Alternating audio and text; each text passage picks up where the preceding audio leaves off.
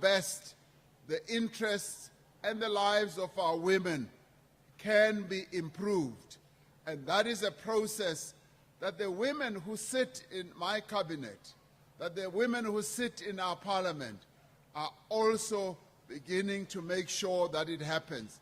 Because in the end, this will deal a blow against patriarchy in places where patriarchy still exists. And so we want to see that happening. In our education system, we do want and intend and are advancing and prioritizing the role and participation of women. And we want young women to make up the majority in the various disciplines that are offered by our institutions of higher learning. We still, however, have a problem with girls dropping out of school, often due to difficulties at home, as a society and as families. And as a nation, we must ensure that our girls stay at school and that they finish school.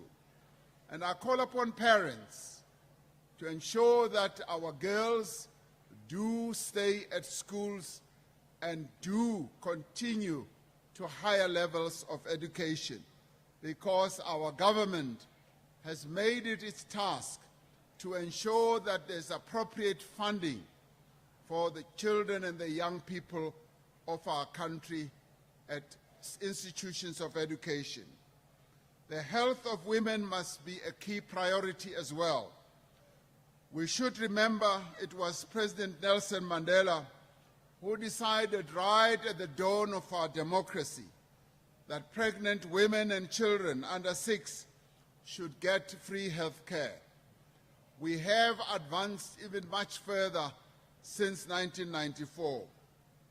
Women's health outcomes continue to improve as a result of progressive policies around reproductive health, antenatal care, HIV/AIDS, and other communicable diseases. Even though women's health outcomes have improved by a number of indicators, women still carry the largest share of burden of HIV and are more vulnerable to sexually transmitted diseases. Despite our laws, women and girls in many parts of the country still struggle to access reproductive health services. And this has to improve. And our health services need to be more accessible, and this is a priority that our Department of Health will also be focusing attention on. The participation of women in our economy must also be improved. Our economy remains dominated by men. More women are unemployed than men. When you look at our unemployment figures, you find that it is more women who are unemployed than men. And this has become and is a priority for our government. Women are more likely to work part-time. They are more likely to be unskilled and semi-skilled, and they get much lower pay than men. And women are disproportionately responsible for unpaid care work. And it is in this area where we say there must be equal pay for equal work, and women can no longer be paid lower than men for the same work that they do. Minister, we must now advance to, yes, ensuring that there is a law that will ban discriminatory pay between men and women for the same job. We will now pilot, because it is inherently unjust, it's inherently unfair. And we also see this with the underpayment of our women's sports people. And I will deal with that in a little while. We saw that last year, or was it earlier this year? It was last year when the women won the African Cup of Nations. And in the end, we found that they were being paid less than men. And I made a call then that there must be equality of payment between men and women at that level. In fact, right now, I'm sure you will all join me. They should actually be getting more paid because they perform better than our men. So as a result of all this, women are more vulnerable to poverty, to food insecurity, and to hunger. Even today, nearly 3 decades after the dawn of democracy, the face of poverty is still the face of a black woman. And that also must be changed. The emancipation of women, therefore, cannot be achieved without economic empowerment. Women must be breadwinners. They must have equal job opportunities. They must be able to start and own and manage their own businesses. Women need to have financial security and independence to have control over their lives. We are determined to make the most available resources to make a difference in the lives of young women, women with disabilities, rural women, as well as LGBTQI+ women. We are making a difference in the lives of women who are involved in small, medium enterprises, in cooperatives, and also in the informal sector. Among other things, government is supporting women's economic empowerment through public procurement. We have made a commitment as government to allocate at least 40% of public procurement to women-owned businesses. And Minister Dlamini Zuma is looking at a various number of mechanisms to make sure that this does happen, including up to moving to a level where we will have regulations and legal as well as legislative prescripts that will ensure that indeed the women of our country do get empowered. While government departments are working in earnest to award more contracts to women-owned businesses, we need to do much more. As things stand, less than 1/3 of the companies listed on the government central supplier database are women-owned. We want this to change. We have trained more than 6,000 women entrepreneurs to take part in public procurement opportunities. The success of this program has convinced me of the need to train more and more women entrepreneurs in their thousands. When I was given the report that we have only trained 6,000, I said I want tens and tens of thousands of women to be trained in this way.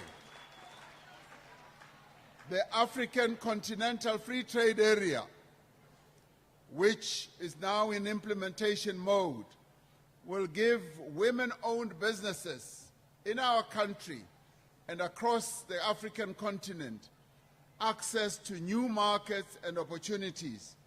And this is precisely where we want our women to participate, and we want to strengthen their hand and to have them well prepared and well trained and well resourced to be able to participate in this. We are working with partners on opportunities for women's employment and entrepreneurship in agriculture, in manufacturing, in technology, and also the oceans economy and others. The green economy presents immense potential for women's entrepreneurship and empowerment, especially in renewable energy.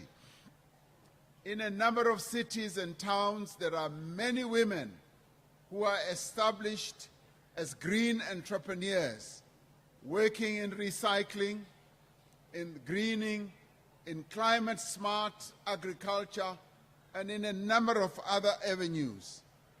We call on the business community to support women's economic empowerment by partnering with small businesses that are led and owned by women as part of their green economy plans. There is also immense opportunity for young women in public employment initiatives. Since it was established in 2020, the Presidential Employment Stimulus has provided work and livelihood support and opportunities to more than 1.2 million people.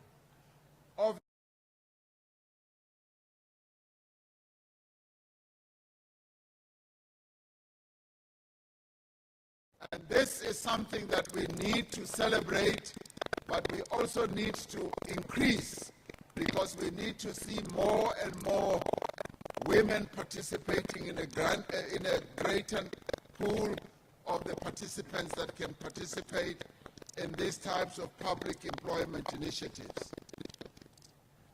We will ensure that our just transition to low carbon climate resilient society protects the interests of women as it does for all those affected, and that it offers opportunities for women workers and women-owned businesses as well.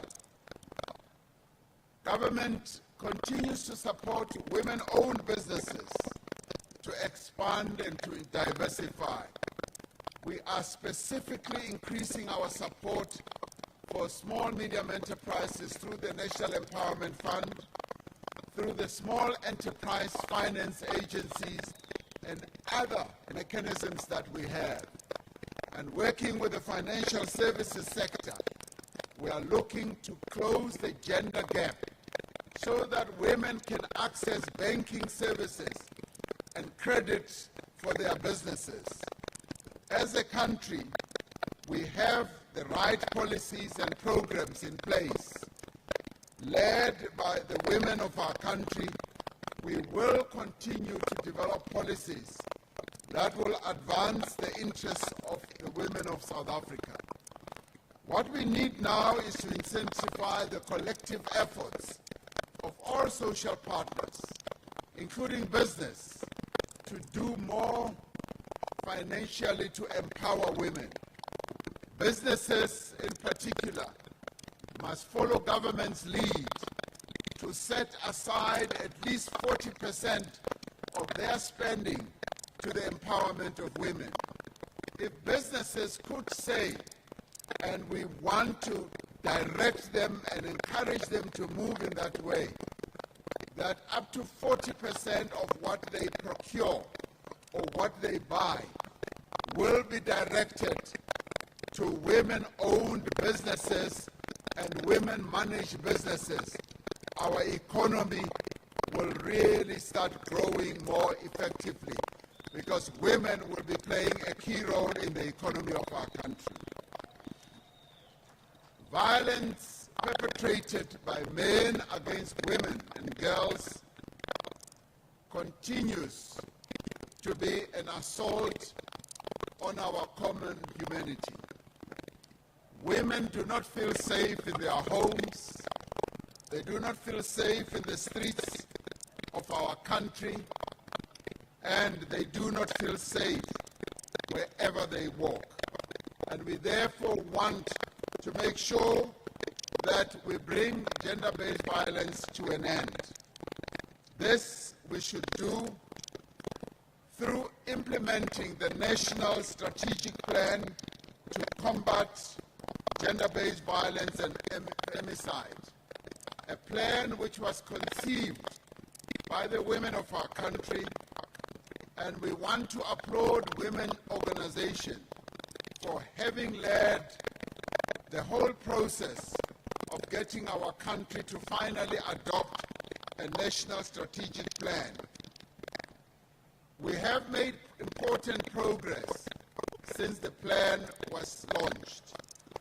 Women did complain that whenever women had to be, when they had been abused by men, when they went to police stations to report their cases of abuse, they were always met by insensitive police officers at police stations who treated their cases with lack of urgency and seriousness. We have listened to this, and government has ensured that this injustice is addressed. Minister Bheki Cele is one of those who listened very, very closely. And as a result, more than 12,000 police members have received training to respond effectively to gender-based violence and to focus on the needs of victims of gender-based violence. More than 1 million DNA collection kits have been delivered to police stations around the country since 2019, and there are now just over 1,000 victim-friendly rooms at police stations countrywide. And I'd like to encourage women's organizations to keep an eye on this. As you visit our police stations, just make sure that indeed those rooms that we say exist indeed do exist, so that every police station in our country must have a room that is well equipped, a room that is designed to cater for the needs of women who come to report abuse cases. Yes, I'm encouraging you to be our inspectors.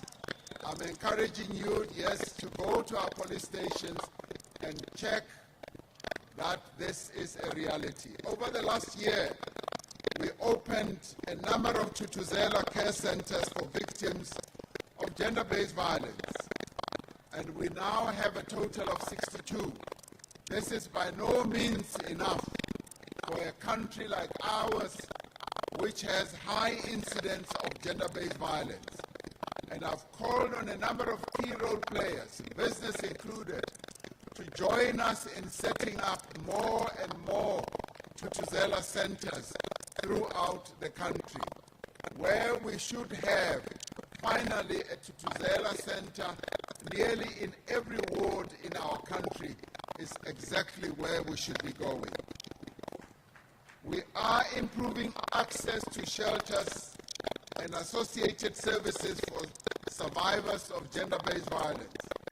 In January last year, I signed into law 3 key pieces of legislation, namely the Criminal Law Sexual Offences and Related Matters Act, the Criminal and Related Matters Amendment Act, and the Domestic